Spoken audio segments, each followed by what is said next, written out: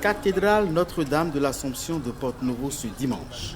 Cadres et personnalités politiques de la ville assistent au culte religieux du jour, une messe d'action de grâce demandée par ceux-ci. Un office religieux conduit par le père Ernest Bédan, vicaire général de la cathédrale. Ils sont venus pour prier pour la paix au Bénin et pour le bon fonctionnement des institutions de la République.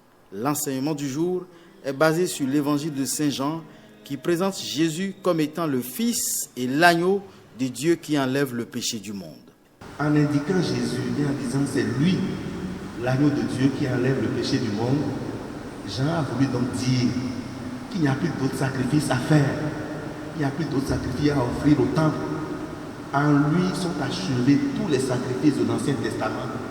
Car dans sa personne, dans sa vie qu'il a livrée sur la croix, tous les sacrifices de l'Ancien Testament connaissent leur achèvement.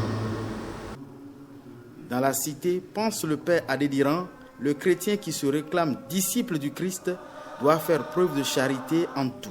Et quand il est appelé à exercer des fonctions politiques, cela doit davantage transparaître dans les actes qu'il pose, la politique étant considérée selon lui comme la plus grande forme de la charité. C'est qu'en politique, on ne partage plus simplement avec son voisin immédiat, on partage avec qui désormais? On partage avec le pays tout entier. Le peu que l'on a, le peu que le pays a comme ressources, on la distribue cette ressource-là sur tout le monde de façon équitable, de façon honnête, de façon juste.